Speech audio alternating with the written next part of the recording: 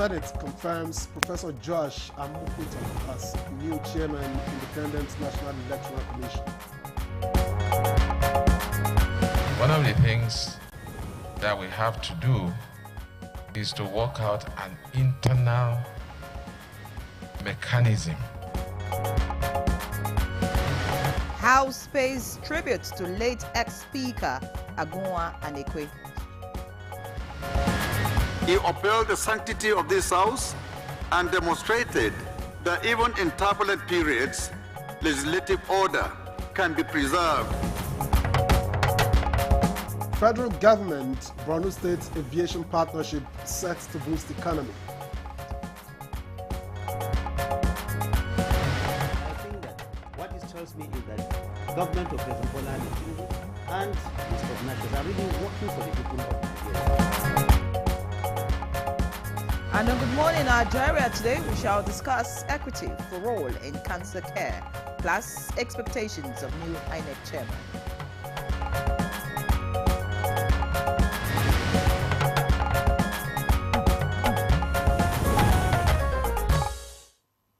It is October. Well, even though the month is far gone now, the pink month it is, and a time the world unites against cancer. I can see the choice of your attire this morning. Deliberate.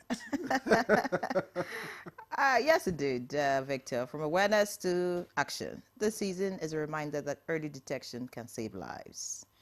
And here in Nigeria, conversations are growing around equity in cancer care, making sure that no one is left behind, no matter where they live. And that's our focus today, equity in cancer care, a new era for Nigeria.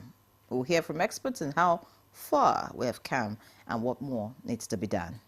And in the second part, we turn to politics. The Senate has confirmed Professor Josh Amopitan, Senior Advocate of Nigeria, as the INEC chairman. What should Nigerians expect? Well, we'll find out as the program gets going. I'm Victor Azo, and this is Good Morning Nigeria. Indeed. I also welcome you to the program. I'm Henry John. We're reaching you live on the network service of the NTA, and we're right here at our headquarters in Abuja. In the course of the program, Chukwudi Okoli Ogbaja will join us for newspaper review. But for now, let's have the morning news, and Musa Abubakar is our guide. Musa, good morning to you. Good morning to both of you. Here's the morning news. The Senate has confirmed the appointment of Professor Josh Amopitan as the chairman of the Independent National Electoral Commission. He was confirmed after 3 hours of screening in the Red Chamber.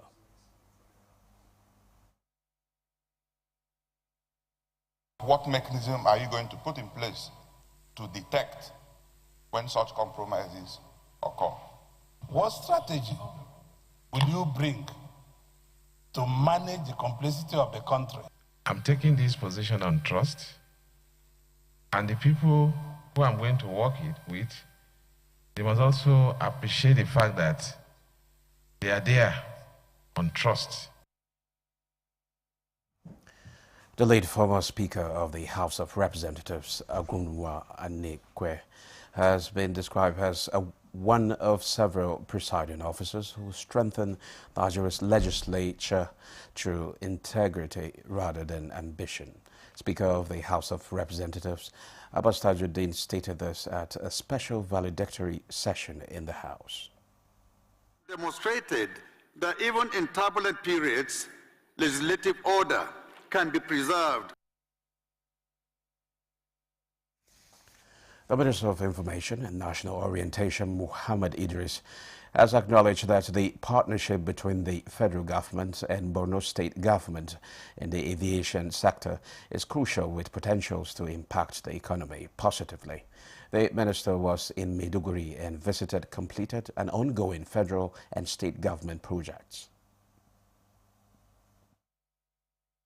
What this tells me is that government of President Bola Ahmed Tinubu and the Stop Nations are really working for the people of Nigeria, and we will continue to do that. This is the assurance that President Bola Ahmed Tinubu has given to the people of Nigeria. He will continue to work, he will continue to collaborate, he will continue to associate, and also ensure that these projects are indeed available for the people of this country.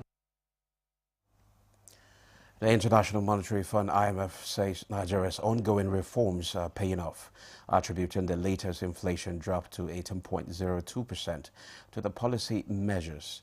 In its regional economic outlook for sub-Saharan Africa, the fund projects growth for the region to rise above last year's level, reaching 4.1% in 2025.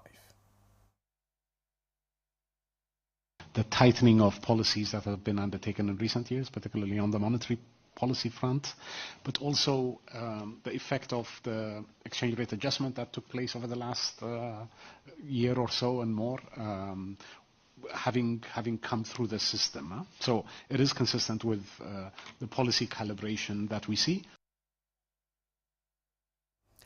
Nigeria's First Lady Oluremi Tinubu says robust partnerships built on shared values can promote stronger health system, expand access to education, and offer hope to families across Nigeria. She was speaking at the 12th edition of the Mark Foundation First Ladies Initiative Committee meeting held in Banjul, Gambia. We are glad to inform this gathering that we were awarded 71 scholarships, and we appreciate Mark Foundation for the education intervention, which aligns perfectly with our RHI goals of promoting access to education for all, especially the girl child. Well, those are the highlights of the news at this time. Good Morning Nigeria continues after the break. The Renewed Hope Initiative RHI presents the RHI Green Nigeria Challenge. Go green today for a greener tomorrow. This national competition is in 3 categories. The household category is a tree planting competition amongst 11 frontline states in northern Nigeria. Each participating household in Adamawa, Borno, Bauchi, Gombe, Jigawa, Kano, Katsina, Kebbi, Sokoto, Yobe, and Zamfara states will plant a minimum of 1 tree to qualify, with a video evidence of before and after the tree planting exercise. 20 million naira will be awarded to the best household. Submission deadline is 20th December 2026. Community category will see local governments, local communities, schools, and NGOs reclaim and transform degraded or abandoned areas such as dump sites, landfills, parks, and their likes into green, vibrant gardens, parks, and eco-friendly spaces. 50 million naira would be awarded to the overall best community group. Deadline for submission is 15th July 2026. State category will have all states of the Federation and the Federal Capital Territory, excluding Enugu State, have a chance to address the growing threats to environmental sustainability and cleanliness. States will be judged based on the number of trees planted on major roads and inner streets and how clean they are. 100 million naira will be awarded to the best performing state. Already, Enugu State has 100 million naira for being RHI's model green state due to its greenery and cleanliness. Video evidence must be submitted by participating states on or before 20th December 2026. All entries must be directed to RHI Office, State House, Abuja, or email rhi.greenchallenge@statehouse.gov.ng. RHI Green Nigeria Challenge. Go green today for a greener tomorrow.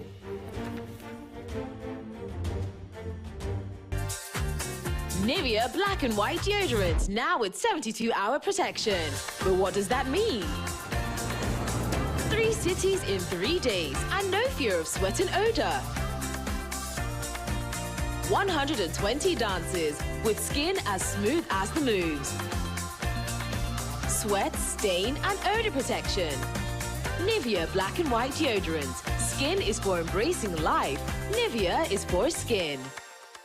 Milo 3-in-1 Milky and Creamy is truly milky and contains calcium.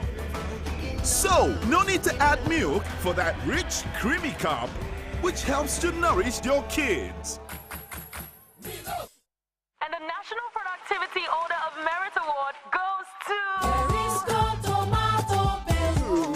The only tomato tomato paste manufacturer to win the National Productivity Order of Merit Award by the Federal Government of Nigeria, endorsed by the Association of Private Medical Practitioners of Nigeria. This is an evidence of 100% natural goodness. Eat healthy to live longer. Buy now and enjoy up to 20% discount. Tomato paste, the taste of Nigeria.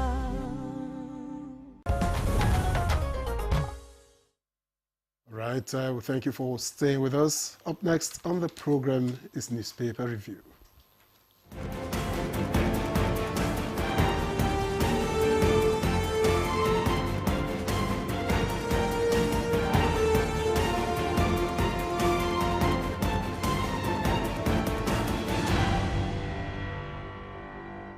All right, now time to introduce reviewer Chukwudi Okoli-Ugbaja. How are you doing, my dear? Very well. The reviewer. Did you hear that? Yes, I did hear that. What an accolade. I'm doing well. Victor, how you doing? I like the fact that you like to amuse yourself. But it's good to see you. Why would you say that, Victor? He says I'm flattering myself. Yes, and I told him I'm a billionaire. He should join the club. Yes, I actually heard that. Oh my God. Now let's get into the papers quickly. We'll begin with the Daily Times. The Daily Times leads with the appointment of a new INEC chairman. It says Amokpeton's appointment confirmed, denies appearing for Tinubu at Presidential Tribunal. All of that on page 2. Okay, should I just take more headlines? So you want to respond to that? We start with Amokpeton. Fair elections are the basis of everything in a democracy. So if the newly screened and, electoral chairman is telling us that he's going to do his job to the best of his ability, it should come as news that sweetens, our hearts. When there was this program, run by Reverend Father George Ehusani's organization, where we gave awards to people we called models of integrity. One of the people that received awards was a man called Mike Egini. Okay. Jega told me he was one of my best. He puffed out his chest as he was saying it. I want to hear those lines from INEC chairman of now and the future. He said he was one of my best.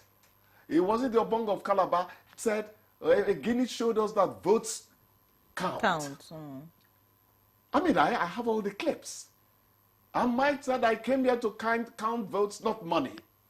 Look, we can have those things happen in our lives if we have the willpower. So we can only wish the new INEC chairman the very best in his assignment. All right. And of course, on the clemency, presidential clemency, the AGF is making some clarification here. It says presidential clemency under review. No inmates released yet. The most important thing to take from that is that the claim that government does not listen to people does not really hold water, at least half of the time. I'm sure that the outcry is something that has eventually got to government. The responses from people, not just on social media, even in transport and vehicles and all that, people would talk about the same thing. No, why would you give this kind of person clemency and all that? Whatever happens, for those of us who like to forgive people easily, it doesn't really mean a lot to us.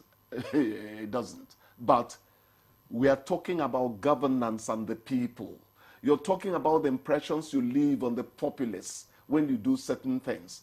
And it pays, it matters that you listen to what people say so that you know what tools to use. All right, listening to what people say, NCAA has listened to Audio Kalu's claim, and it is responding. It says, NCAA says Audio Kalu's claim on pilots using India hem. Misleading. Actually, there was why I couched it when I was writing it there, but let's not waste our time. The point is that he says some of the pilots are high on Indian hemp. And thank God I don't have money to fly these days. Maybe they The man has frightened need you. to be high to fly high. Because the guy Victor. could just leave steadying the plane to cruise and begin to search for God up there till we run out of aviation fuel. you know? But didn't the same But the- NCAA indict Yes. some pilots recently? But they On the didn't same indict them counts? of Indian, Of Indian hemp. hemp? I mean, that's But of what were they indicted? you Because you there were- started it. there You were- have to tell us what they I'm indicted trying them. to recall now. Yeah. I'm trying to recall now. They did say that, Something was something wrong was somewhere. wrong. Okay, we'll look it up later. Was it alcohol? but Was it hemp? There was something. I'm not going to put it past them to take a few sips of alcohol. This was just Because I recent, a week remember- or two ago. I remember that when we were flying from Johannesburg to New York, the way they overfed us with alcohol, chuku the way not they drink. You know, free things have a way of coming really free to you. You pay later. The way they were inundating the entire place with alcohol, you can't tell me that the pilot is going to resist all those things happening in the passenger cabin and all that. So they're full of it. I mean, they're alcohol full, so to speak. So if they take a sip or two, I'm not going to be surprised. But if you keep it within limits, it's not bad.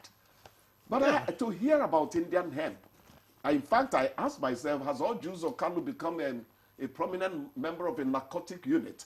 You know, No, they talked about, and I can now say with some clarity that they indicted a pilot, of being involved with hard drugs and alcohol. So, and that was just recent, pretty recent. If a pilot, I mean, it doesn't mean that. Yes. One bad apple doesn't make the whole bunch bad. Yeah. There will always be, black sheep. But you see, I'm thinking when you talked about alcohol and you're talking about pilots could take a sip or two. If you don't drink and drive, should you drink and fly? Yeah, well, we are saying the same thing. If you don't, that's so poetic. Maybe I should start developing a book along those lines. If you don't drink and drive, should you drink and fly? Oh my God, I like the rhythm. Victor is jealous. I am, truly. Oh, it's a good one.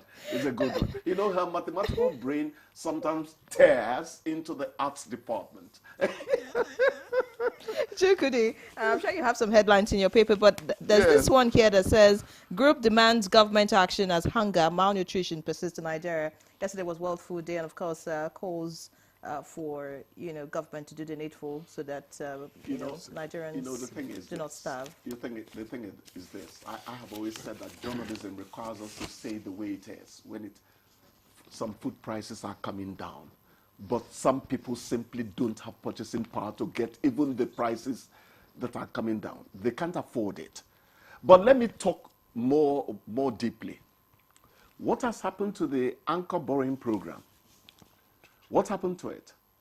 The former head of AFDB, Akiwumi, his fertilizer initiative that helped the farmer to get fertilizer without going through so many, what has happened to it?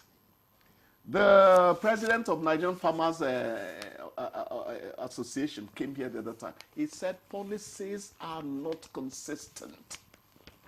One administration comes with something on farming, the next administration seems to discard it, either put its own in place or they totally forget that area and do general, funding of the sector without special emphasis on certain things. We have to have a coherent agricultural policy that will be people-friendly. The price of 1 pint of milk in the U.S., you'll be surprised it has not changed in the past 15 or 10 years. That stability, it helps you plan, So malnutrition will visit us from time to time if we remain inconsistent about our pronouncements on agriculture. That's what I think. Yeah, Victor? All right. I had wanted to, but I'm being told that we have to let it go. But Dangote is seeking legal backing for Nigeria First policy. He's talking about the industrial trajectory being at risk if that isn't done. Well, at least they've returned the policy that supplied crude to him, which is something that is Nigeria first in a way, you know. I think Trump is affecting the world so much. Every country usually treats itself first. Maybe you want something special in that direction. All right, many thanks for coming. Thanks a lot. I wish you a great weekend, and we'll see you again on Monday. I need to rest. I'm creaking in the wrong places. All right, Good Morning Nigeria. We'll be back with the conversations after this break. Please do stay with us.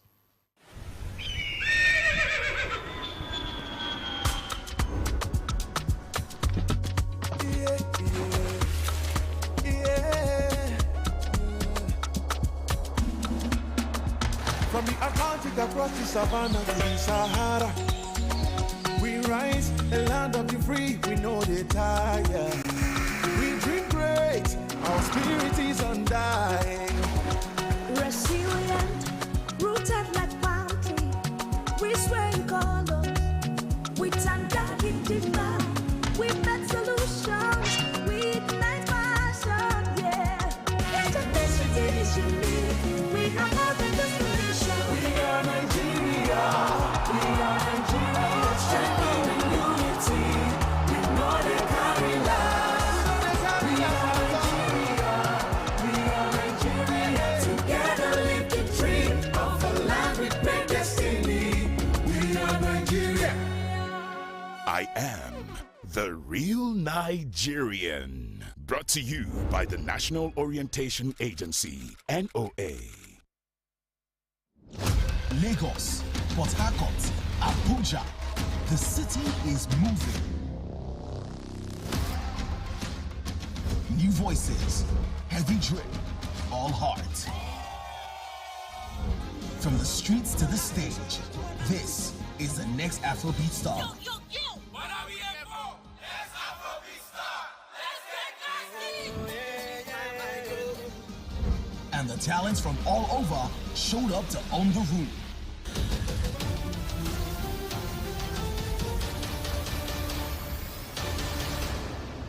But they're not alone. Spiritual. Gospel.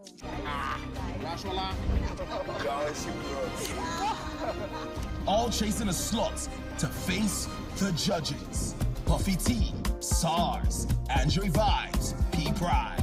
Catch next Afrobeat star on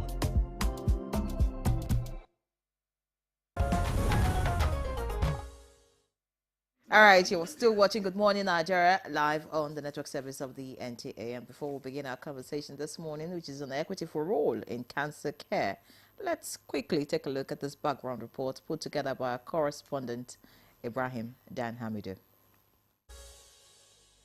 Every October, the world shines a light on cancer awareness. In Nigeria, this month is a reminder that awareness must lead to action, especially when it comes to making care fair and available to every citizen, wherever they live.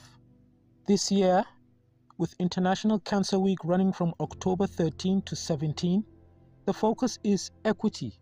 Did the federal government's recent disbursements to states translate into more screening, better diagnosis, and affordable treatment for the poor and the rural? Or are services still concentrated in a few urban centers?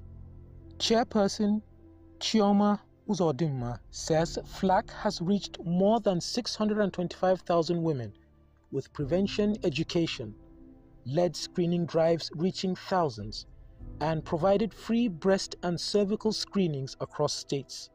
But more is needed. Uzodimma warned that many Nigerians are still present with late-stage disease due to poor access to early detection. Each number is a life deferred or destroyed, she said, urging a rethink of women's health priorities in line with the National Cancer Control Plan 2023 to 2027. FLAC also stresses that up to 40% of cancers are preventable through lifestyle changes, a message the group reinforces alongside partnerships with the World Health Organization, Clinton Health Access Initiative, Roche, and UICC. The Minister of State for Health, Dr. Adekunle Salako, has called for strengthened cancer surveillance and a data-driven approach to policy.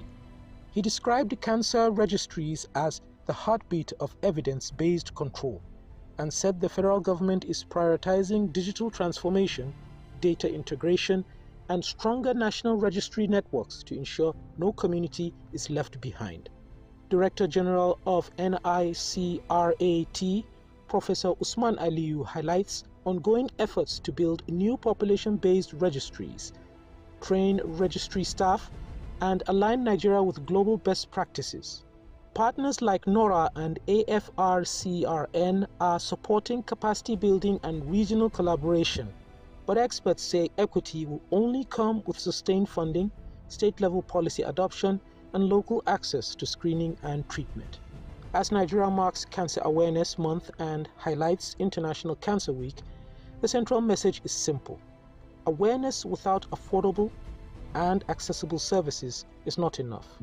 Equity demands that diagnosis, treatment, and survivor support be within reach for rural communities, the poor, and marginalized groups.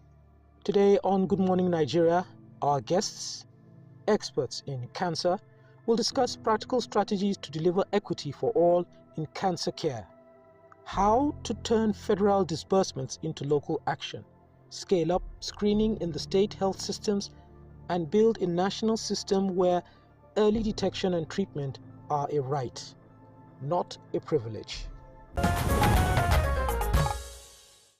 It's a system where early detection becomes a right and not a privilege. Many thanks, Ibrahim Habidu, for that background report. And now joining us to discuss equity for all in cancer care. Let me make welcome here in the studio Professor Abubakar Mohammed Bello. He is the President, Association of Radiation and Clinical Oncologists in Nigeria. Thank you very much for joining us again. Thank you for having me. It's always a pleasure to be here to talk about something that affects literally each and every one of us, which is cancer. Always a pleasure. All right, many thanks, Prof. Also here joining us for the conversation is Dr. Usman Waziri, Director, Cancer Prevention and Control at the National Institute for Cancer Research and Treatment. Many thanks for joining us, sir. Thank you for having me. It's a pleasure to be here. All right, thank you. Welcome, gentlemen. Let's begin with Professor Mohammed. Let's look at the big picture. When we talk about equity in cancer care, what really does it mean in the Nigerian context? So when you talk about equity, basically, you want to see that every cancer patient is taken care of, regardless of where he comes from or his financial background. So that's the equity in cancer care. In Nigeria specifically, you do know that we have so many new cancer cases, about 120,000 every year, and out of which over 70,000 die within the first 1 year, which means that a lot of them are not accessing care for so many reasons, some financial reasons, some where they stay, and so on and so forth. There are a lot of improvement, towards equity in cancer care in Nigeria. Over the last couple of years, we have been able to have more. We had only like 2 centers 10, 15 years ago. Now we have about 10 cancer centers in the country, and access even to experts like clinical oncologists, where I have the honor to lead, the clinical and the radiation oncologists in this country was so few. Now we have over 150 with about 100 active within the country. So there is a lot of things that are developing. And even government is really showing a lot of renewed commitment toward, enhancing cancer care around the country. They are putting so many things in place, like supporting indigent patients with the Cancer Health Fund, and so on and so forth. Now, having said that, we do know that there are a lot of challenges as well, towards equity. The cancer centers primarily are located maybe in the southern zone as compared to the northern zone. Even the expertise are primarily in a particular region. It's not spreading completely around the country. And training also is such a very big, important thing. So in our organization, we have tried to identify how do we close the gap, in terms of equity. And we have looked at about 4 different pillars. Number 1 is professional expertise. We want to make sure that every oncologist, wherever you are practicing, you are doing the best clinical practice, best global practice. And we are also encouraging continued education of the professionals. The oncologists are properly trained all the time. And we have also looked at infrastructure and access. We want to encourage the government. We've been, involving government in so many ways to see that new centers are created around the country. I'm happy to note that in the last 2 years, about 3 new centers or 4 actually have been created, and those that have been there in the past have also been supported. If you look at Enugu, you look at Benin, they have been there, but there were no machines and so on. Now they have radiotherapy machines, so they are doing a lot better than they used to be. So there are many things that have been done, towards closing the gap in terms of equity. Equity. I thought you would also mention when you talked about equity, because for me, for most people, equity for all in cancer care, you want to talk about the fact that maybe there's more attention on the particular cancer than some others in the country. Is that also a challenge? Yeah, so there are so many, like I mentioned earlier, that there are so many problems surrounding cancer care, and I was talking about the pillars that we have mentioned. We're talking of infrastructure, we're talking of access. So there are, of course, cancers that are more prevalent than others. So if we are able to reduce, take for instance, in females, if you are able to reduce the prevalence or to make early detection of 2 cancers only, cervical cancer and breast cancer, you would have been reducing the prevalence by almost 50%. So that is very critical. And in male, if you are able to reduce the prevalence of prostate cancer, for example, you would be able to reduce the burden of cancers in this country by about 35%. So that's significant. Okay, many thanks. Dr. Waziri, let's get to you now. Prof has laid a beautiful background for us, for the conversation. Speak to us about what NICRAT is doing. We've had you a couple of times come on the show to talk about, the efforts being made by government and your organization. But as of today, are there more improvements?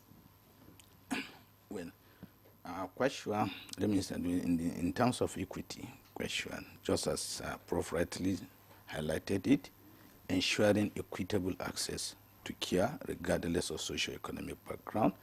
And in that regard, I think quite a lot has actually happened from the time we were here till date. For example, in the area of ensuring deployment of services, cancer, across the spectrum of cancer care, right from prevention through to early detection, treatment, as well as palliative care. I think government has invested hugely in that area. The current administration, I think, for the first time, we are able to deploy. There was a capacity building regarding basic cancer prevention services, early detection, to improved outcome of treatment. And this was done last year across the 6 geopolitical zone on a pilot scale. And this year, there is a plan to improve that. The essence is there is an initiative that is being championed, an initiative of government, and the current administration that has been championed through the agency, the National Initiative for Cancer Early Detection, Screening and Coordinated Access to Care. And this is actually aimed at deploying cancer care services, more especially in the area of prevention, awareness creation, as well as screening, with focus on cervical cancer and breast cancer, as rightly highlighted by Prof. By the time we are able to address the menace of prostate, breast and cervical cancer among Nigerian women, we've gone a long way in drastically reducing the burden of morbidity and mortality among Nigerian women. So in that regard, breast and cervical cancer, the Nigerian government, through the institute, has already constituted the National Task Force on Cervical Cancer Elimination. This is aimed at operationalizing the prevention, vaccination, preventive services, as well as early detection. You know, the good thing about cervical cancer is you can detect it early, the precancerous stage. So part of the initiative is to ensure that those with precancerous stage have access to treatment and are treated effectively. Already, stakeholders engagement, mapping has already been concluded. November 17, the activities, the program will commenced. We'll launch the program within southeastern region. So in that regard, that is driving access, equitable access, ensuring that the hitherto less underserved population of the country are actually covered and are provided with access to services. And that is not alone. There is effort, as I mentioned earlier, coordinated access to networked care. Why that is there, the government looked at it to address the gaps in terms of facilities, the gaps in terms of personnel. There has to be an effort to coordinate and link this screening. It makes no sense when you screen a woman or a man with cervical for cancer and you cannot link him up with treatment. So the part of the program is ensuring that whoever got screened at these facilities for the first time, by the end of by November this year, the government will be launching 8 federal institutions, facilities, institutions with, that are equipped with facilities to do high-tech screening for cancer with focus on 5 common cancers in the country. These are breast, prostate, cervical, liver, and colorectal cancers. So these centers will now serve as hubs where patients from whatever background can be linked to and get access to care. And it's still in part of ensuring equitable access. When you deploy services, the next thing is affordability of care. As rightly highlighted by Prof, this government, through the agency, is working tirelessly in ensuring that we improve National Cancer Health Fund. Cancer Health Fund has been in existence in this country since around 2021, 2022, but with the comment of this government, efforts have been on ground to ensure that we've expanded the services, just as you said, in terms of coverage and in terms of facility centers that are under this National Cancer Health Fund. And the primary essence of that is to ensure that the underserved, the less privileged, looking at the cost of care, have access to support for purchase of care. And with that, we'll ensure that as we are screening, numbers are increasing, the government is making effort to expand this.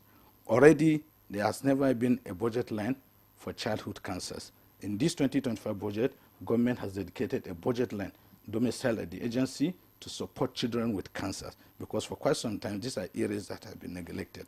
When we talk of equity for care, you see, it's not only limited to the socio-economic background, even the age. For quite some time, children with cancers, people have not been talking much about them. As a pediatrician, I know a lot of children are living with cancer that are not only preventable, can be detected early, and has higher potential for cure. So but how soon all of this, you know, I know the SINCA initiative is also there. Yes. How soon, or if that isn't already happening, will we begin to see impact at the patient level? Yes, this is quite a very good question. Impact at the patient level. Already we've worked on the modalities and strategy for implementation.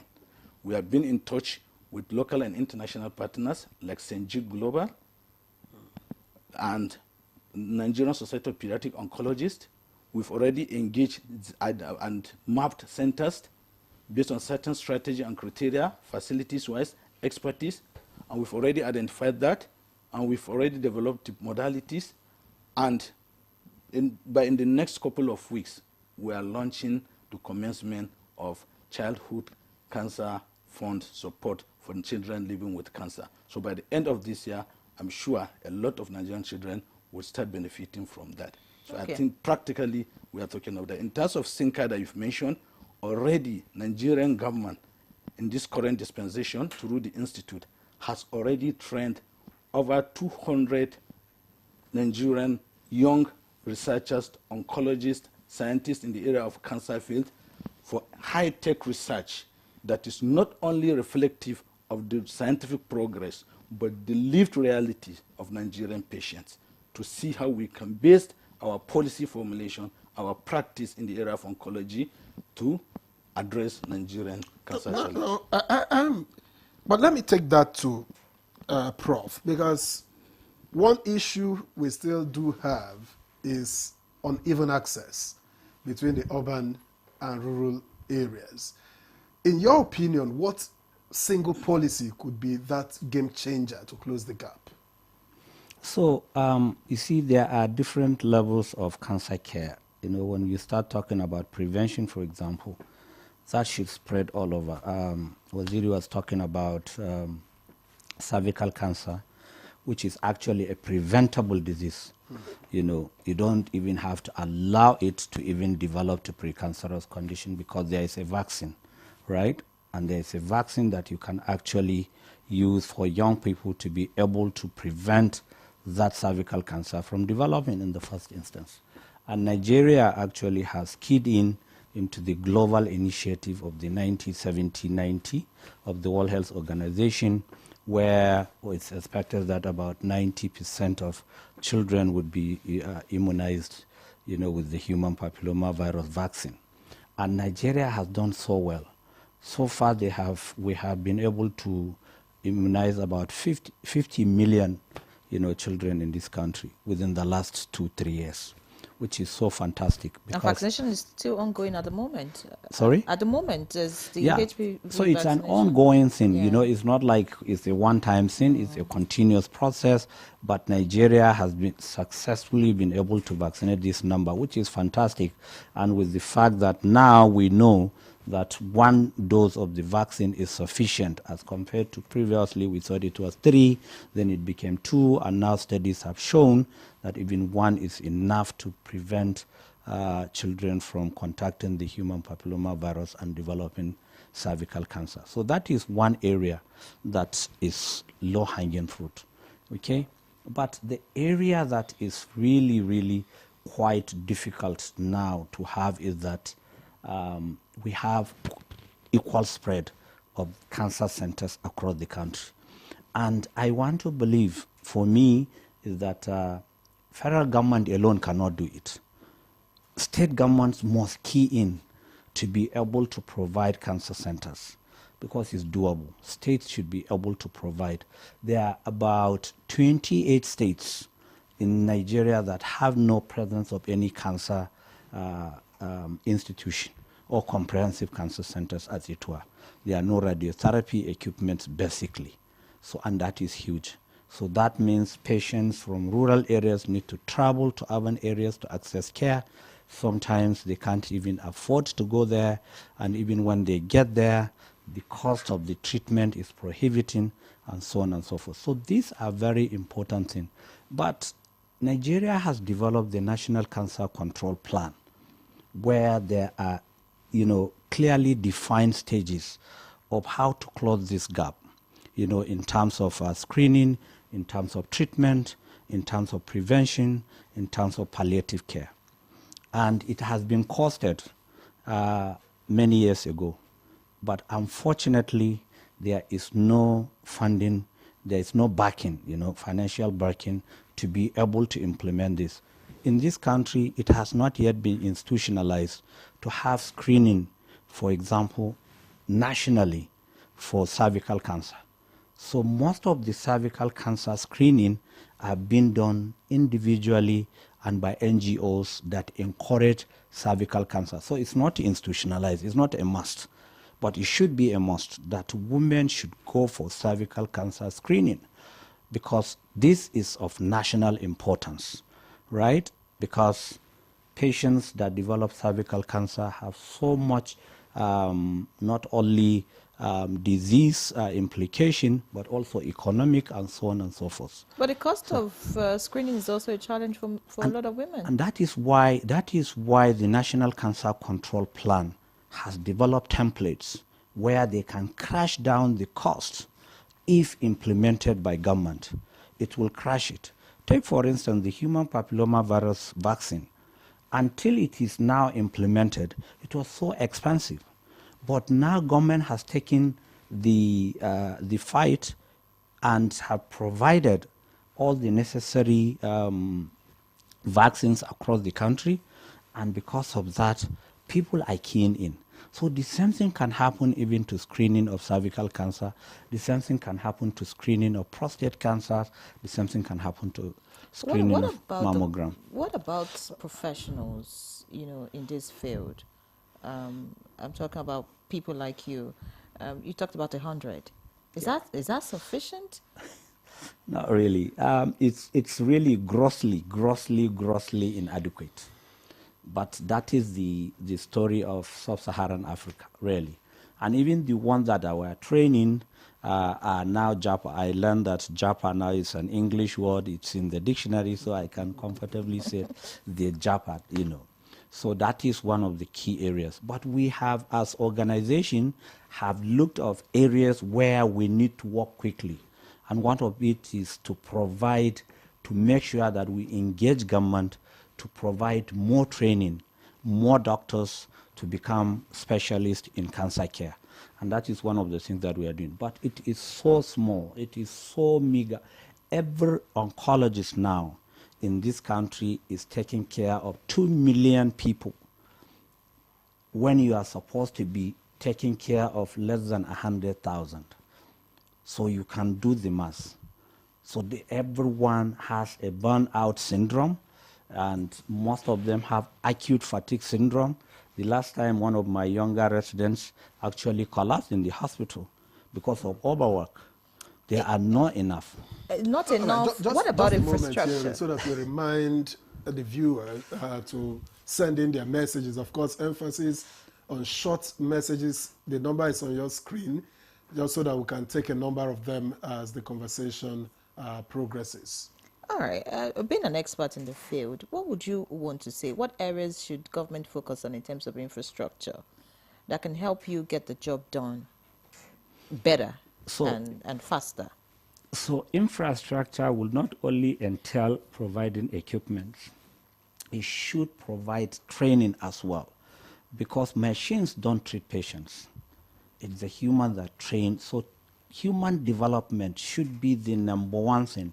And that is why we have gone to make sure that there is an established training faculty in the National Postgraduate Medical College, as well as the West African College of Surgeons, that are primarily training oncologists like us, that are using radiation therapy, chemotherapy, targeted therapy for the treatment of cancer.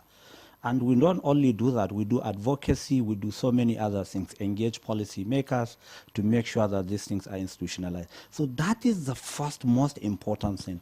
Because when you talk of infrastructure, generally you are thinking of providing machines, radiotherapy equipment across the country. Where are the people that will man those machines? And how trained are they to provide those services? So these are the most important to my mind. And in fact, for our organization, for our association, what we think is the low-hanging fruit is to train people, more training in oncology departments. If you go to most of the centers now, you'll be surprised that there are very few residents. So as a professor of oncology, I still do the same thing that I have done 20 years ago. Sometimes I clerk patients, because simply there is no one to do it. And I work with only one resident most of the time, when I should have about 10, 20, so that they will learn what I have learned over the years. But simply the doctors are not there, and government should make concerted effort. to employ more. When you talk about the professionals, is it just the doctors? What about the technologists, the technicians, those who deal with the machines you're talking about, right? So I'm talking, you know, from up and down. So I'm going to come down. The position of leadership always is with the doctors. So that is why I'm concentrating, and that's the association I'm representing. But suffice to say, you're absolutely right. You're absolutely right that it's not only technicians. In fact, there are a lot, support staff. Support staff is very critical, and they are dwindling. About 3 of my medical physicists at the National Hospital just walked away about a month ago and got another job in the UK. They didn't walk away, they flew away. Well, all right. There's so many words that can be used let's to tell talk them. about... And one individual now is supposed to continue their job. And there is no replacement, and nobody is even talking about it. Nobody is talking about it. How do we replace these people? And the work keeps piling up. And he had to go for a training in South Africa, and we had to keep some of the treatments until he comes back, because there was nobody else to do it for them. But replacement naturally will come from the universities. I don't think there's anywhere else to get replacements from. Excellent. You train more, you keep excellent. training. So and they are training, right? And no. So excellent. Yes, they are training, but they are not enough. And a lot of them are not being employed. And that is why we are talking of government making concerted effort. Okay. We must make concerted effort to train. We must make a concerted effort to employ. Okay. If you train and you are not employing, then it's as good as you are not doing anything. All right. Dr. Waziri, let's talk awareness, which remains a challenge, I mean, especially among low-income communities. So how can traditional and the social media be deployed to drive early detection and support systems more effectively? Yes. Awareness creation and public education, generally regarding in the areas of health and specifically cancer, is really very strategic in terms of raising and improving people's perception and attitude towards the disease. And in that regard, our government is doing a lot, and there's still more room for improvement.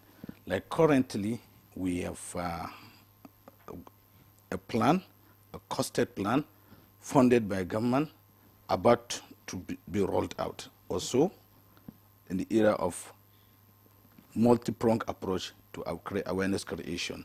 And I mean through community sensitization and community engagement, branding of traditional and community influencers, traditional rulers, religious leaders, as well as community-based organization leaderships as ambassadors to create more awareness and informed and influenced decisions and thinking of the people at the grassroots regarding cancer. Then the social media also, as well as digital platforms, we've engaged quite a number of consultancy firms, and the government is doing every effort to ensure that that has really been kick-started.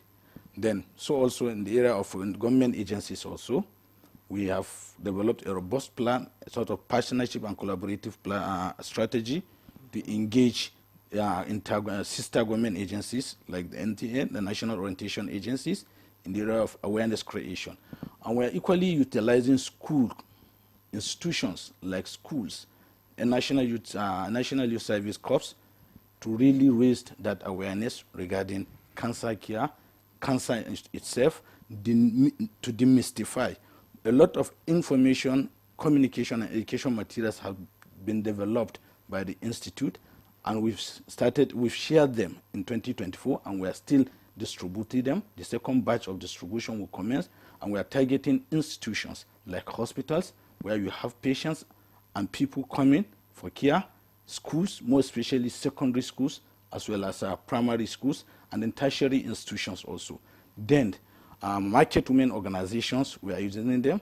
Farmers, we've had a pilot community-based engagement in Plateau State, in Kebbi State, in the north, and then in Ogun State, and in Rivers State in the south, trying to form a model, developed a model, a form of communication strategy development that will develop community communication, cancer communication to the community.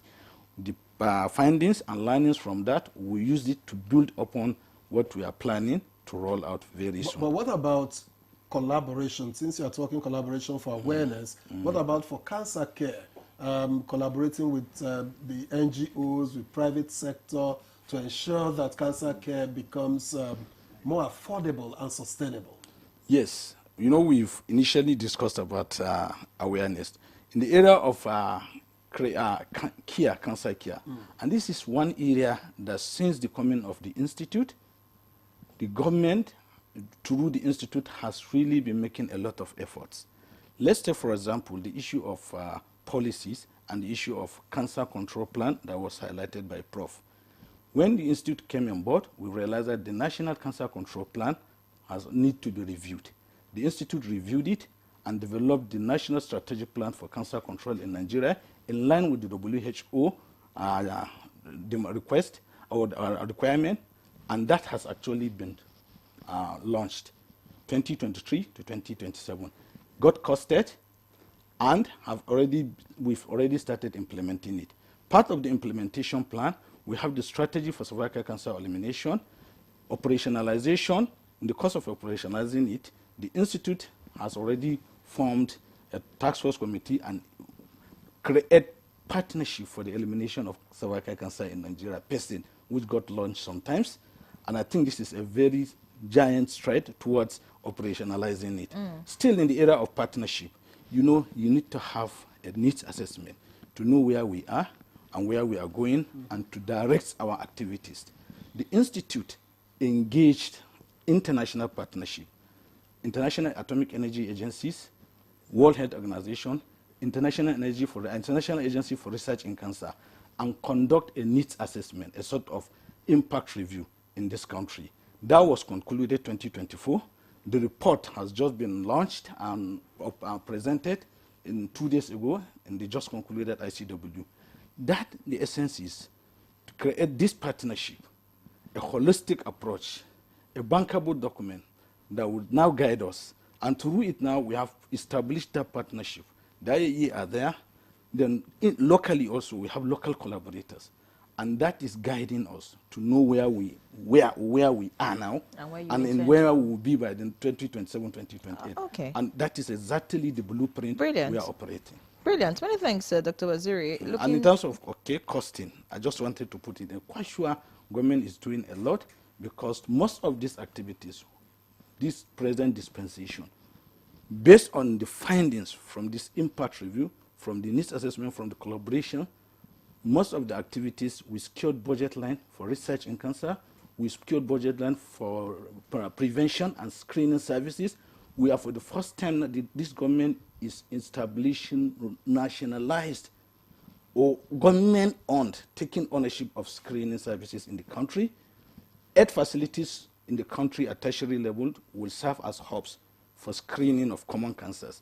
And then there are plans to build out capacity through partnership that is established at the sub-national level to take that ownership and ensure sustainability. All right. We hope that, all of this that you have said would actually translate to reality, in a short time. But, Prof, I'd like to get to you as regards awareness. He's talked about awareness on the part of the populace. What about awareness in terms of other medical practitioners, not oncologists this time?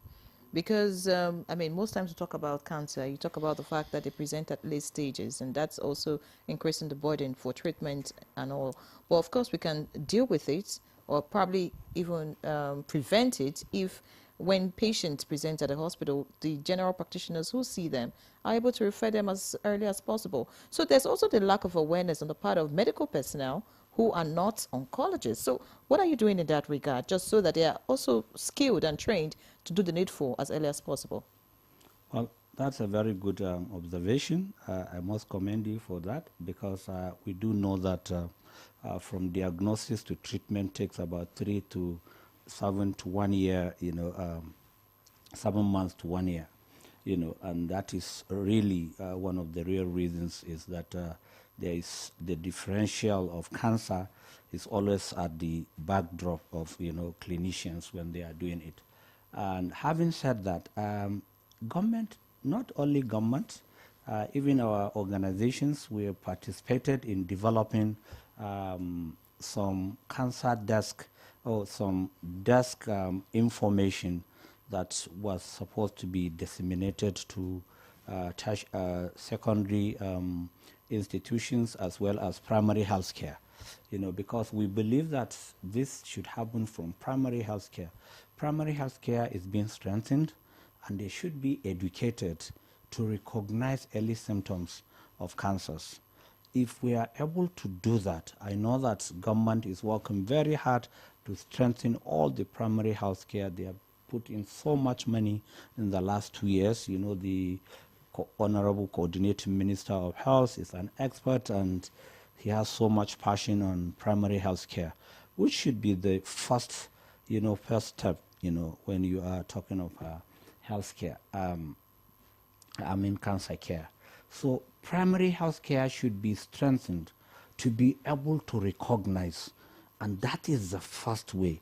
And we must develop the referral process, you know, where when somebody has index of suspicion, is able to send to the appropriate quarters. But it gets back to the fact that we do not have that prerequisite number of experts even to take care of those that have been referred. So there is that disconnect as well. And yes, there is continued medical education, not only for oncologists, but for general practitioners. We have been doing that. We have been doing webinars from our organization, from our association, to educate other doctors how to recognize early symptoms of cancers and to refer them to the appropriate quarters. You know, we are usually at the receiving end, because when you look at the chain of, you know, the process of making a cancer diagnosis, before it gets to the oncologist, who is the last person on the chain, you know, it takes several months.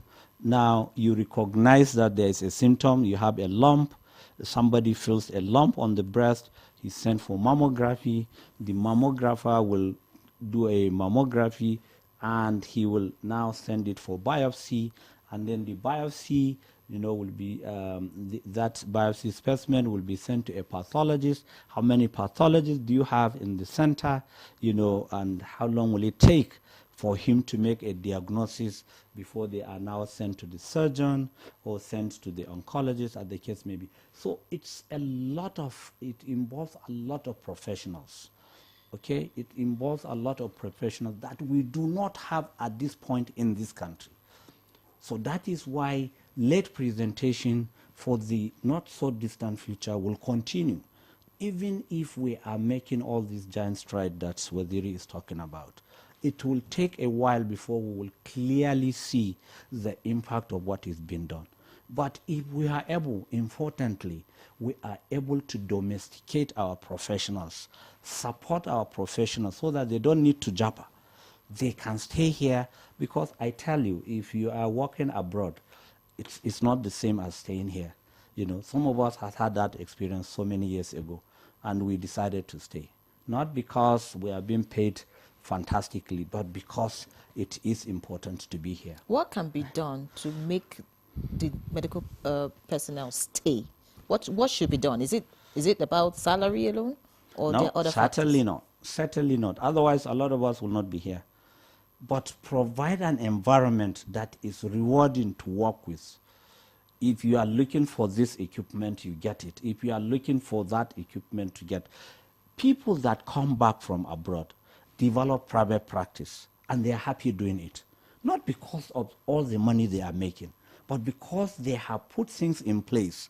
There is that chain of referrals. There is that equipment that is readily available. There is that nurse that is willing immediately to support this patient. There is that medical physicist that is there to plan the patient. There is that therapy radiographer that is always on the ground to treat the patient, and so on and so forth. All these things, we must have a systemic change. We must do something that will change the narrative around, you know, cancer care or around health system, that makes our professionals not to be just civil servants. Because what we have now is fundamentally civil servants. Everybody is in a hurry when it is 4 o'clock to leave, to go home, because he will miss the bus, and he can't afford an Uber. So it goes round and round. The salary, there is no doubt about it. It is almost, how do I even put it? You see, 2 years ago, what I'm earning is 1/3 of what I'm earning today. So my salary when I was a house officer 37 years ago is more than what I'm earning today as a professor. Yes, when you turn it into dollar value. So this is where the problem is. We need to have an understanding. People complain they are Japa, they this and that. How much money do they make there? But you see, and there is no, that's why I said it's easier to stay here. A little push from government, will make Nigerians to stay, because we love this country. Nigerians are the most proud people on earth. Anywhere you go, anywhere in the world, you see a Nigerian, he will be proud to say, I'm a Nigerian, anywhere. But there are certain things that we must put in place. And some of it is around not only around salary, but making the system work. Our health system needs to be looked at. And that is why we're developing. Next year, hopefully, we are doing a national oncology summit where we'll invite stakeholders, we'll invite government, we'll invite partners, the IAEA. They have programs that we have not keyed into as a country, you see, where we can get support. There are so many of them, so if and we're not talking about it. If you have to, Prof, identify one priority that could define Nigeria's cancer response in the next 5 years, for the next 5 years rather, what would it be? We're running out of time. Let us develop comprehensive cancer centers, one at a time, which we do not have. What we have today is cancer departments in teaching hospitals. It is not the same. We should have comprehensive cancer, stand-alone comprehensive cancer hospitals, where when you walk in, you said, I felt a lump, it will be done within a week. And that and everything is be put in place. And that aligns with the message that we got here from Fram. He says he's Fram from Lugbe in Abuja. He says, good morning. Regarding this morning's conversation on cancer, we have a cancer center in Lugbe, Airport Road, that has been locked for years. I think the government should make that place a center for cancer research and treatment for the people. It's not I think for it the will government, place a mark of excellence for President Tinubu's renewed hope agenda. He says it's not a government facility. It's not a government facility. It's not? Yes. But I thought it was established by government. What are the reasons you think it's grounded? Well, it has never, it's a long story. We are part of it, but it has never, it has never taken up. It's a private enterprise. All right. So I thought the First Lady, the late First Lady, had a hand in it, to help. Late? Yes, She's not late, former. Former late. Yes. It's a long story, really. We are part of it, but the long and short of it is that it's not a government facility, but I think that there are people that are interested in that facility, and hopefully very soon it will come to. All right, let's take some more questions now. This one is from Ahmed Baba Dikwa from Maiduguri, and it reads, to empower the public in the fight against cancer, stakeholders from health ministries to tech innovators must pioneer a simplified cancer surveillance system. This means moving beyond complex medical terms to create clear, accessible tools and guidelines. Another one says... I agree with him totally, and honestly, we've been doing it. You see, Nigeria is 220 million people. It's not like Rwanda. When people talk that Rwanda is doing this fantastic, they are just 14 million. You see, so that is like Kano. Okay, let's talk about India. Yes. India is also doing it. Yeah, but India took a lot of years. And India is 1.4 billion. Yes. But there has been sustainability. in whatever is being done. You see, every government will come and do one thing, and then after a while, another government comes and said, no, this one is not good enough. They change it and so on. Sustainability in health systems is what makes it thrive. So that is the challenge. It's not because we are 220 million yes. people. So I'm coming to that. You know, what I'm trying to say is this. You see, every government that comes puts in a lot of money. But whether that is sustained consistently is what makes the difference. I will tell you the story of India because I know. You see, when India, in the 70s, when Indians are scattered around the world, you know, their health system was not such a fantastic thing. But they sat down and realized that, look, we need to put a lot of money in healthcare because healthcare can in itself be a business. So they decided to invite all their professionals within and outside the country and said, what is it that you need in terms of cardiology? Let's have hospitals that are specialists in cardiology. What are the things that we need in cancer care? Let's have hospitals. And they provided them with enabling environment, enabling policy, and even financial support. For them to be able to develop those hospitals. All the hospitals that our people go to in India are private. And you know, they don't go to government hospitals. Nigeria can take a cue from that because we have professionals, yes, you know, spread across different parts of the world. Fantastic. Let's read some more questions, from our viewers. This one says, there are more types of diseases that require government intervention, not only HIV and AIDS and tuberculosis, but also cancer, kidney disease, and other critical illnesses and conditions that the government is expected to manage through healthcare policies, funding, and public health programs. Now, this includes providing free treatment, palliative care, and financial support, as these diseases are highly prevalent in Nigerian communities and can lead to death if proper care is not available. Quite a long one from Chinda Gadsma. Thank you. Another one from Yusuf Abdul. Because of time, we cannot take it. I think we'll just take the final comments from Dr. Waziri as we wrap up this conversation. Yes, I think quite a lot has actually been said, but let me start with the issue of the center alone, the airport road. Quite sure it's a private, it's not a government center, but I think one important thing that happened in the area of cancer care in the country is the establishment of an agency, the National Institute for Cancer Research and Treatment in 2023. Quite sure a lot has actually been happening through silos activities with little or no coordination, but I think with the coming of the institute, a lot actually all these activities are now being streamlined. And government currently in the 2025 budget has already budgeted a significant amount for the takeoff of the establishment of a world-class cancer research and treatment facility in the country to serve as the headquarters of the institute. That is in that regard. And then quite sure regarding workforce, you know, this we've identified this, and the government has actually been doing a lot. Government was able in this current dispensation to brought together the institute, the Federal Ministry of Health, the National Nigerian Universities Commission, the Federal Ministry of Education last year, and we had a National Oncology Workforce Summit. And this was aimed at developing strategies to really bridge the gap when it comes to oncology workforce. Many thanks, Dr. Waziri. Because of time, we'll have to leave the conversation at this point. Many thanks, Professor Abubakar Mohammed Bello, President of the Association of Radiation and Clinical Oncologists in Nigeria. It was a pleasure to have you. Thank you. And we hope that you continue to encourage medical practitioners to remain just the way you have. Thank you so much.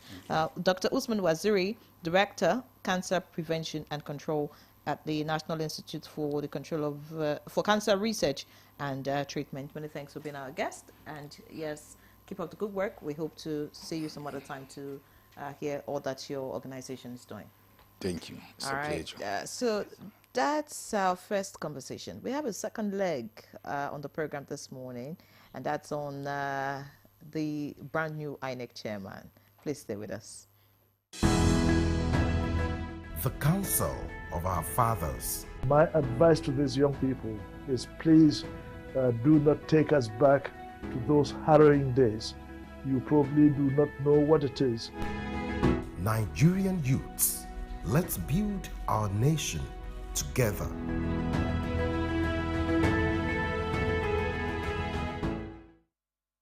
Are you ready? Join us on Reshaping Democracy, a groundbreaking program on the network service of the NTA, where citizens get the chance to ask ministers, heads of ministerial departments, agencies, and other top government officials questions on their performance and delivery of mandates. With no sector of limits, conversations build around bridging communication gaps for feedback and effect as our guests engage with the people they serve. How does ND foster partnerships with organizations, government agencies, NGOs, among others?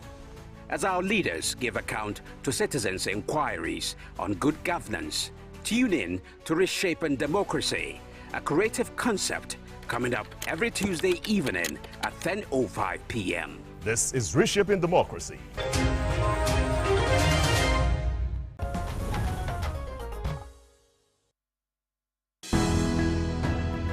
The counsel of our fathers. My advice to these young people is please do not take us back to those harrowing days.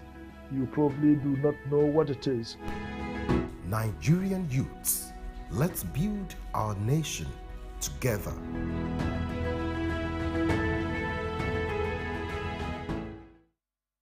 Are you ready? Join us on Reshaping Democracy, a groundbreaking program on the network service of the NTA, where citizens get the chance to ask ministers, heads of ministerial departments, agencies, and other top government officials questions. All right, welcome back. It's still Good Morning Nigeria, live on the network service of the NTA. Yesterday, if you watched the Nigerian Television Authority, of course, you would have seen the Nigerian Senate confirming Professor Joash Ojo Amukpetan, SAN, as the new chairman of the Independent National Electoral Commission, INEC. Well, a major development it is in Nigeria's electoral journey. And already expectations are running high. Very high, I must say. As Professor Amukpetan takes the helm, many are watching to see how he'll tackle the challenges that have, ravaged, or if you like, dealt a very big blow on the commission through the years. Organizing credible election is one, restoring public trust in the electoral process is another. It's a huge responsibility, I must say. And so today we'll be exploring what Nigerians expect from the new INEC chairman, the priorities he should focus on, and how he can redefine electoral management in the country. And joining us to share insights are Dr. Aminu Hayatu of the Department of Political Science, Bayero University, Kano. A pleasure to have you on Good Morning Nigeria. Good morning. Thank you for having me. All right. Also here for the conversation is Chief Ezenwa Nwagu, Chairman Partners for Electoral Reform and convener Say No Campaign Nigeria. He is also here for the conversation. Thank you. Good morning. Good All to right. see you again. Welcome, gentlemen. Let me begin with Dr. Hayatu. And of course, what do you think should be Professor Amukpetan's first line of action as he steps in as chair of INEC? Okay, thank you. I think for me, most of the time I wonder even why it's an issue when we have a new INEC chairman on board to lead the electoral empire, and then it becomes an issue to say there should be something different. For me, the body is established by law, and anybody who finds himself to steer the affairs of that body should just walk by the law. So if we are really developing new expectations every time there is a new chairman on board, it means that many things are wrong when in the course of leading that organization. And I think this fundamentally raises the questions, about how well, the electoral empire actually, is being able to carry its responsibilities, under the leadership of the INEC chairman. And I think one of the expectations that Nigerians are still not very confident in the way that some elections are conducted in this country. Because if you look at post-electoral reactions, you see that from the courts of law, to sometimes even protest about the way certain elections have happened, and the general dissatisfaction. If you go to the media, you see people coming up to complain that some elections are conducted not in accordance with the provision of the law. So the expectation of the new INEC chairman would be to really sit down, sit back and look at what has gone wrong before he joined the commission. If he doesn't get it right from the beginning, there are a lot of expectations from Nigerians as we are heading towards 2027 election. And already many Nigerians are of the opinion that the INEC is still a body that serves the party in power. So to be able to debunk that assumption would be to practically showcase to Nigerians how INEC can be a neutral body in conducting the elections. And even the question of capacity, because INEC is one of the few government bodies that are giving all that they ask for. You don't get to see them complaining about funds, about anything. Logistics are very important in elections. We've seen over time when elections are held, they are supposed to start in the morning, early in the morning, but some elections are held after 12 noon. And then before you know, the time runs out and then a lot of people are in the queue, they are not able to vote. Screening of voters is also a logistic problem that we still see. Look at the recent elections that were conducted in Rivers and the reruns that were conducted in Kaduna and so on. People waited in the queue for a very long time without anybody coming to attend to them. We see pressmen going around interviewing people and complaining that we didn't see the officials. And then when the officials are conducted, they say we are waiting for the arrival of the materials and so on. Okay. And so many of these things, really the new INEC chairman need to sit back and look at what has been the problem before he comes on board and how he can really plan to be able to begin to address Many this. thanks, Dr. Hayatou, for your opening comments. Let's get to Chifumagwe now. We have worked with almost all the INEC chairmen so far. This is a new one. A lot of people are saying the litmus test for him is the November 8th election in Anambra. What do you expect? There is no litmus test. I think part of the challenge that we have is that we like to build personality cults. We are not very much interested in being systemic. And so we celebrate individuals and then honor those who self-promote. Once people self-promote themselves, we're excited about that. And so that's why we are always interested in one man. And it's coming from a military commandist background where we think that a leader is a commander. He can instruct. INEC has a chairman with 12 other national commissioners whose mode of appointment is the same with the way the chairman is appointed. Those 12 national commissioners are not his subordinates. They are also nominated, screened with the intervention of the Council of State. Now, these 12 national commissioners come from zones, representing zones with different, play. These people worship in different shrines, drink from different ponds. He's presiding over these 12 other people. Managing those 12 is the first critical assignment. How you are able to marry these varying interests that are represented politically in the commission. That's number one. Then you have 37 resident electoral commissioners who are also appointed in the same way the national chairman is appointed. And wield significant influence. And too. they are not his schoolboys. They are not. There will be mutual respect. These 37 resident electoral commissioners with quasi-independence to organize election in their states, with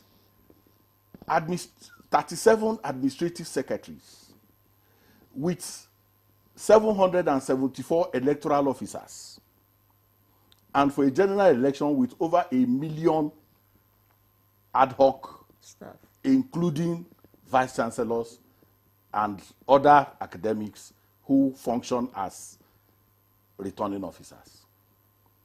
So when we build this personality cult, we give the impression that this chairman, and that's why Dr.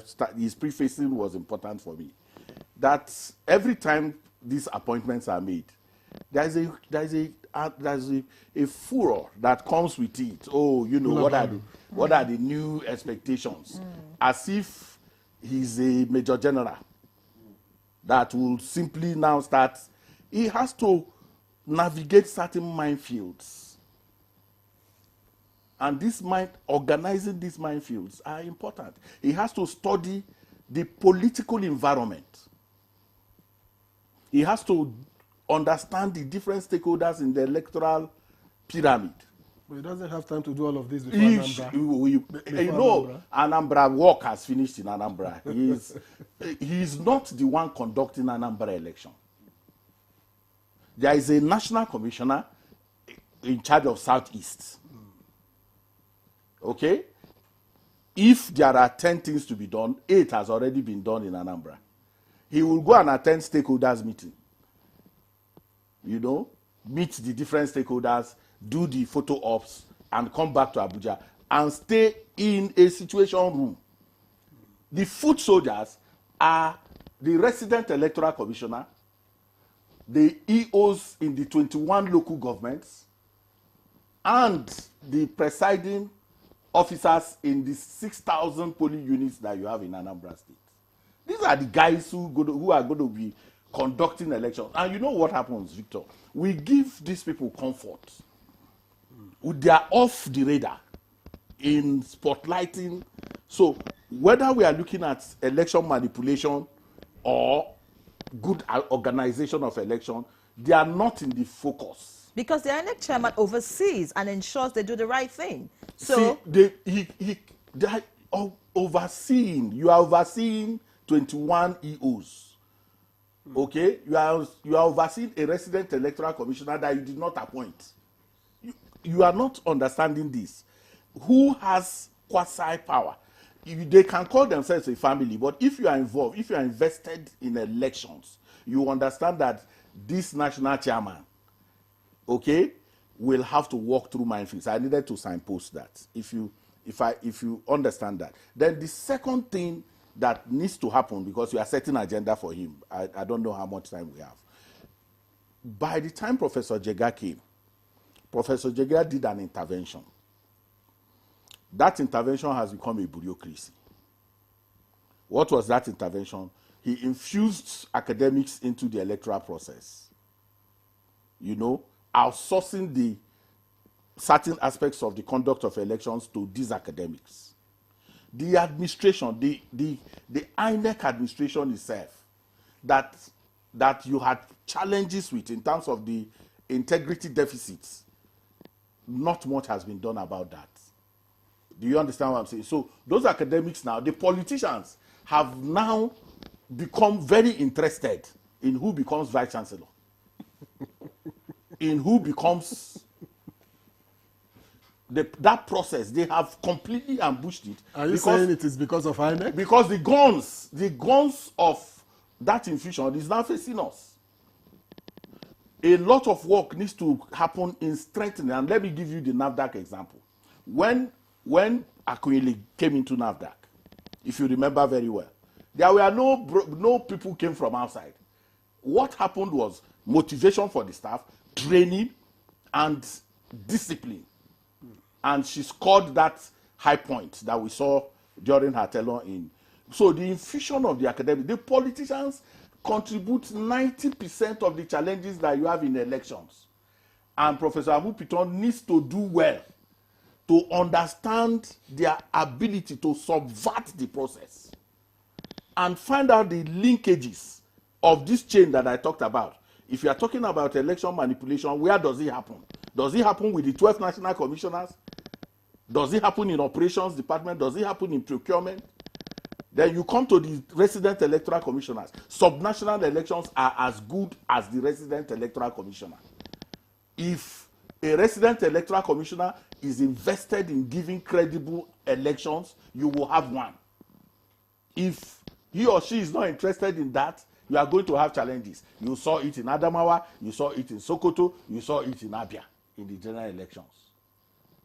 So we need to really take time out to understand that it is a whole movement, and that once, let me give you what I'm saying. I've seen a resident electoral commissioner who was giving money to procure vehicles. No, procure vehicles for the vendors who will carry materials from one point to the other. Let's say he's told to get 120 vehicles and he gets 50. You're already having logistics, nightmare already. Because what then happens is that the money for the 120, he will find explanation for it. And then you will not be able to move materials from one point to the other. So you are in Abuja saying you have released money. Then the money gets to the EO. The EO also decides to bring 30 vehicles instead of 50. This is the Nigerian challenge. So you can sit in Abuja and pontificate the much you want. If those foot soldiers are not aligned to certain kind of values, then you are not going to. But you just mentioned some resident electoral commissioners who didn't do the needful. For example, the who Adamawa, may not do the needful. I mean, in the past. I'm talking yes, in the past. Yes. Like the Adamawa example you gave. We saw that, I mean, INEC headquarters, or if you like, the INEC chairman at that time, you know, was able to set things right. He didn't. That's what these interventions, the law was what gave INEC power to now do so, and that was what Dr. Hayatu was talking about. The law, the new law, gives INEC the power to intervene and review. It was not there until Electoral Act 2022. Now INEC can say, stop, let us take a review. So those elections were reviewed. The Obingwa, what happened in Obingwa local government was reviewed by INEC. Okay, what happened in Sokoto was reviewed by INEC. What happened in Adamawa was reviewed by the power conferred by the Electoral Act 2022. That power to do, I think it is section 65. Okay, so the point is that the powers, I'm just giving you that election manipulation or good conduct of election is not a one-man business. That's the point that I'm trying to make. Anyways, but the body language of that one man sometimes can, you know, help those. What is body language? Oh well, well. That's body language. Back in this conversation, he's talked a lot about. Well, Yenre was referring to body language. I don't know how much that could boil a cup of water, but his background as a lawyer, much more a senior advocate, a lecturer. Well, we've always had academics, you know, for quite some time. How do these prepare him for the task ahead? Well, for me, we should pay more attention to his personality as an individual, yes, which encapsulates a lot of things, including character, including his professional, the advantage of his professional calling, as you mentioned, and then many other things.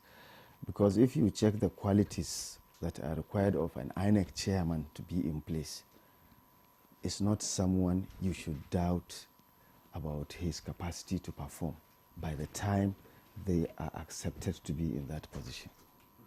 So the expectation is that even if, in fact, that is you know, general for all leadership positions, by the time that the integrity and the quality of that person as a leader is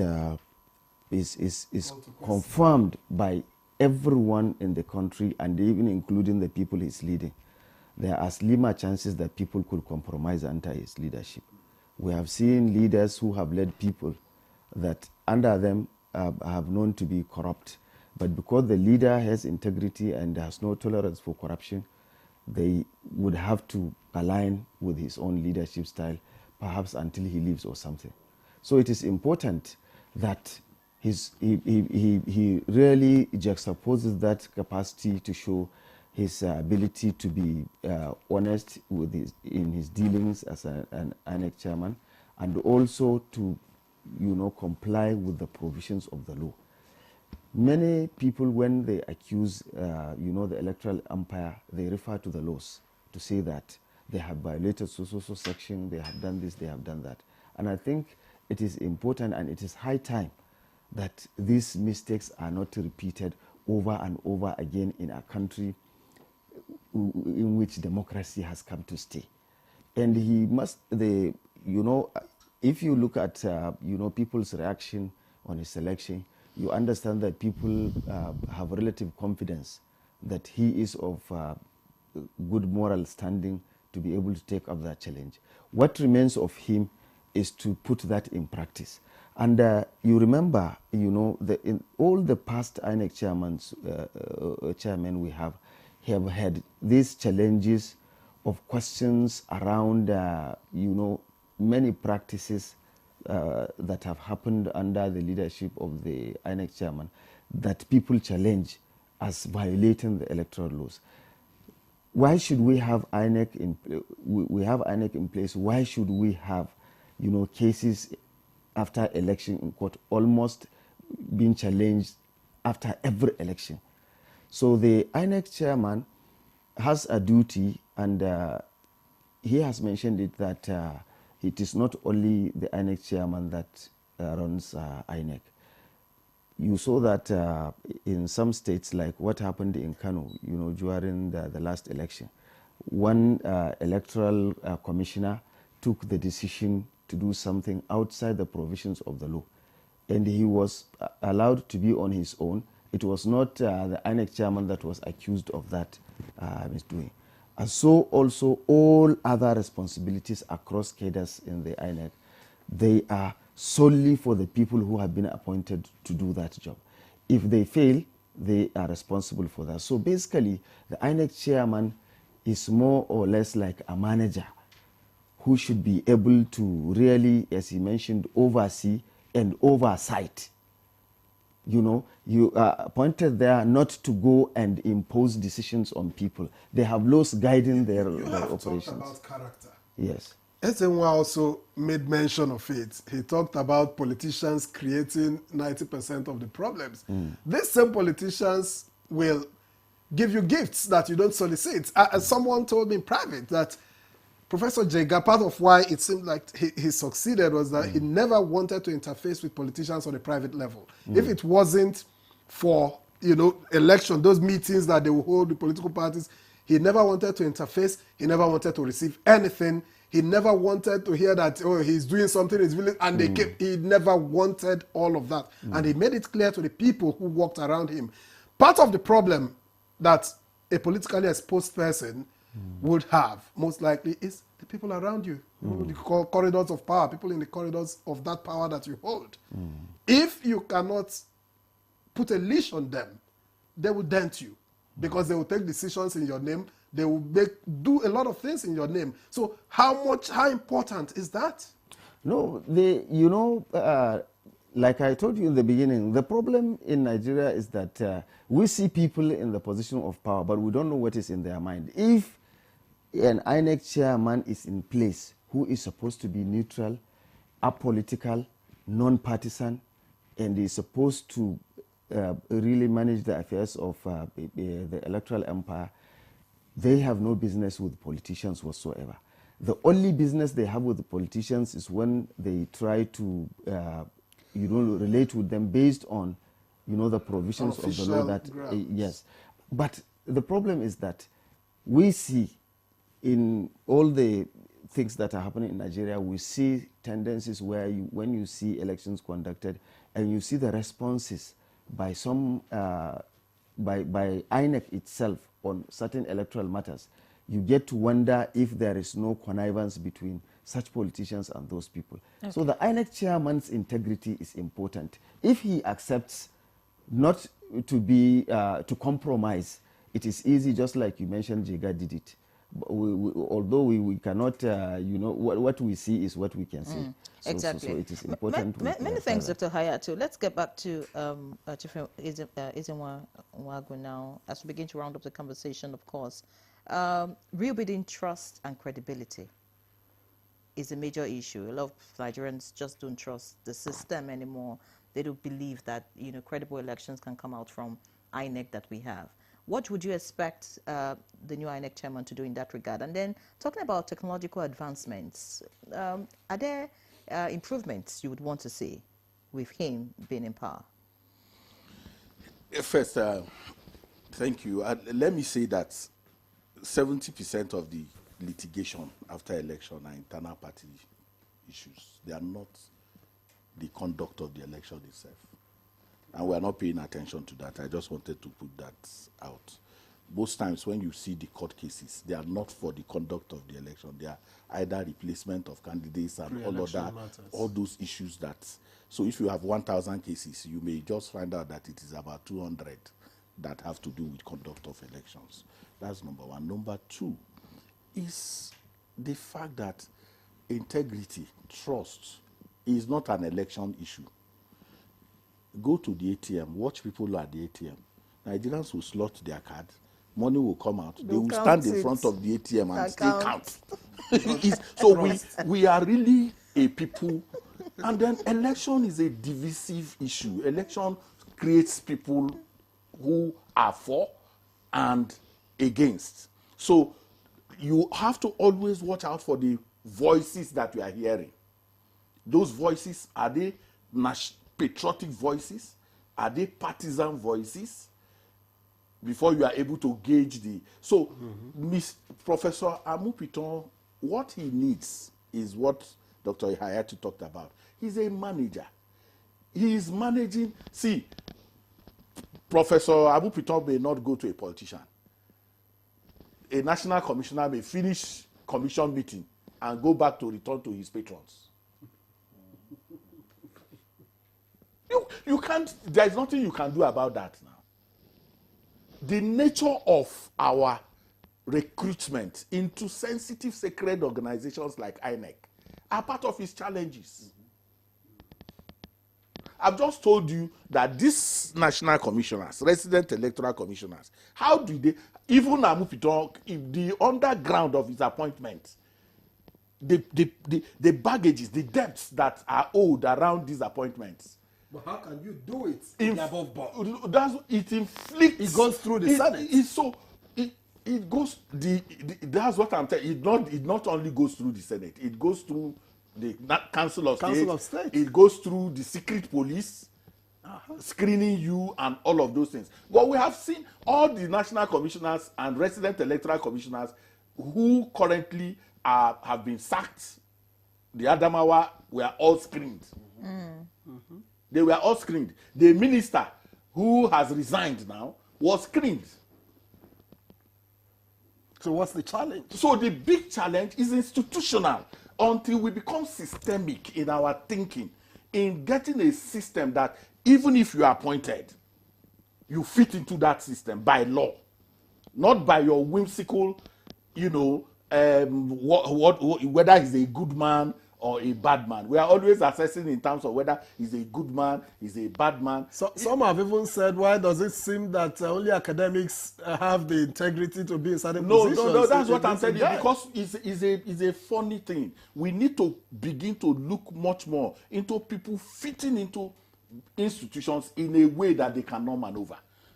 So my answer to you is that integrity, to show up integrity, is to talk more, to communicate more. Let me give you an instance. Dr. Hayatu said, the ruling party. In 2013, 2014, when the APC was looking for registration, it had not been denied registration, but it came to the media and said that INEC was already a merger with the PDP government. By the time it got its registration, it's in 2024, 2025, we have not completed registration. People have already said, oh, INEC have denied us registration. All that put into the public space is what eats into the integrity of institutions. So there are people whose job is to impugn on the nature, integrity of institutions when it does not play their own game. And politicians are adept at that. The same politician who comes to corrupt the INEC official, will, if the INEC official refuses, will not go and say, I was refused. He will say he collected from my opponent. That's why he refused. So we have, now 2023, finally for me before, in 2023, this INEC presented Nigeria with the most diverse National Assembly since we came to this democracy, by having, opposition political parties. If you have a Labour Party win election and is in the National Assembly, who conducted that election? If you have NNPP, we win election in Kano when there's a dominant political party at the top, winning election in Kano, and the election was not stolen, who conducted the election? If the president of the country lost Katsina, his home state, if the president of the country lost Kaduna, where he almost had a cult image, if he lost Abuja, where he works, to opposition political party, you have to be careful in talking about the shifts that are already taking place in terms of competition.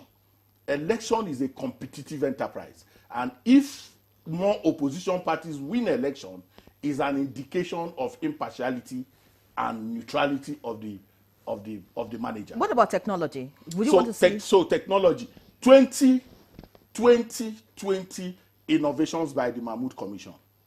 Quiet innovations. Let me give you Anambra, for instance. We are just finishing, we are going into Anambra now. Did you hear of candidate substitution? Did you hear anybody saying we were substituted? No. Do you think that happened? It was technology. What the technology? Technology says, conduct your primaries, don't come to Abuja, send us the list of electronically. Once you send it, by 6 p.m. on a particular day, you no longer have access. So Abuja became quiet. It used to be an industry in INEC for the people who are the gate and the clerks, who were waiting to ensure that those people who will come late, they still will take something from the open the gate. All that was removed. It's quiet. Nigerians may not have taken interest in noting that what used to be very chaotic and rancorous candidate selection process has been eliminated by just one single action, and many, many more. So what Professor Amupitan needs to do is to also not just look at what has gone wrong. It's important to look at what has gone wrong, but please also look at what progress has been made and sustain them, and see how you improve on them, and then take an audit of what is not going well and see how you can improve on it. Let's take some messages that have come in. This one reads, "Good morning, sirs. My name is British Aharanwa in Lagos." A British in Lagos. I don't believe there will be positive expectations if the electoral reforms are not implemented. That's my candid opinion. Okay. And from Jonathan in Kuje, Abuja, I hope and pray the new INEC boss should not betray the trust and confidence reposed in him by the citizens. Let him meet the yearnings of the electorate by conducting free, fair, and credible elections across the country. I wish him a hitch-free tour of duty. And finally, from Olaiton Akinwumi Idekiti, Dr. Olaiton Akinwumi, I would like to extend my congratulations to Professor Joash Amupitan on his new role. However, I have a question regarding the appointment process for INEC chairman. Given that there are 12 INEC commissioners who have worked alongside the outgoing chairman and have gained valuable experience, why wasn't one of them considered for the position instead of looking outside for a new candidate every 5 years? Okay. All right, more questions. I'm sure you just respond together. This one says we should give INEC the benefit of the doubt. I pray that God will guide the chairman and grant him the wisdom and courage to do what is right for our nation. Leading Nigeria is never easy. No matter what you do, there will always be criticism. May God strengthen him, help him to stand for truth and justice, and use him as an instrument for free, fair, and credible elections. And that's coming from Muhammad Isa from Kogi State. Another one is from Engineer Akeju Olagbaju. It says, I watched the screening from the beginning to the end. Yes, he has a good resume, but evaded issues that related to his vision for a new INEC. And did it tell Nigerians how he planned to make INEC truly independent and partisan free. Another one says, good morning to you all. Please, the new INEC chairman should try as much as possible to make sure that INEC is truly independent, as the name implies. He should also make sure that he will not be a rubber stamp chairman, and that the technical glitches that happened in 2023 should not happen again. Thank you all, and God bless Nigeria. Richard from Onitsha in Anambra State. I'm sure you want to respond, Doctor, before we get to Yes, no, I just want to say that, you know, in democratic electoral politics, it's always important to look at antecedents, you know, of whoever is appointed into a position. Well, just a minute. Do you agree with Ezenwa's point that the trust issue is a Nigerian thing? It's not about how the institution has presented itself in the past. No, the trust issue is also very, very relevant, you know, because of the Nigerian problem. Because in Nigeria, where there's already all this outcry widely that, you know, corruption everywhere. So you need to give, you know, people the confidence that the person you are bringing on board has some level of integrity, that he can be it's incorruptible. Yes. No, not incorruptible, because you cannot determine. The only thing you can do is to say that he's relatively, that's why I use that word, is relatively reliable. You know, by all measures, you want to look at his character, his antecedents, how he has conducted himself in the university. He was a member of committees. How did they do that? They were given assignment and all that. Antecedents. But can that change? Democratic. No, whether it will change or not, it's not, nobody can know. There must be a basis upon which you build your assumption to bring someone on board. That is why, in fact, one of the commentators, just because you didn't ask me a question earlier on about this electoral laws, the Nigerian government is refusing, you know, to pay attention to electoral reform. The Eradua Waste Committee, that report, I saw the report, I saw the white paper, very, very beautiful recommendations, you know, for the improvement of the activities of electoral empire in Nigeria for the purpose of integrity and conducting elections generally. But we are not implementing that. Let me give you an example. I am not happy with the process of selecting an INEC chairman, because if a sitting president is the one who is going to look around and select. But who will pick? Somebody has to make the call. What I'm saying is that in that electoral reform, it will not be the president that will do that. It is a combination of the judiciary, the members of the Supreme Court, and some other identified within the Nigerian state that are reliable, that are going to be, those ones are not for elections, because we do not elect the judge of the Supreme Court. Those people will come and go, and the other new people. Yes, but the point is that I don't, because once someone has a responsibility and who has interest in the same election that is coming up, then there is a tendency that that person may be favored. All right. So that's why I have serious concern. Interest can also be by proxy, right? Yes, Dr. Hayatu, you see, the challenge with us is that the institutions that oversight these appointments, derelict their responsibility. See, if Dr. Hayatu is nominated, the president sends Dr. Hayatu's name to the DSS and say, I want you to check this man out for me. And the DSS comes out with say, excellent. Oh, correct. Or even says, No. Not good. Not eligible. It's secret. We don't know what that report is. We have to demand transparency in this kind of, what did the secret police say about this nominee? Then he comes to the National Council which is of State. And this National Council of State consists of the people you are talking about, former this, former that, former head of state, former, and they give us unanimous. No. Unanimous.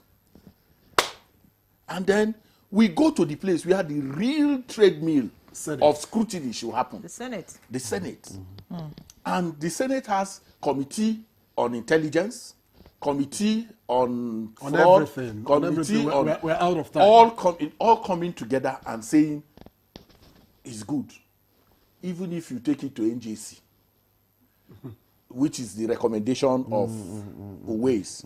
The NJC is not impermeable to the overwhelming pressure from, the appointee that you talk about.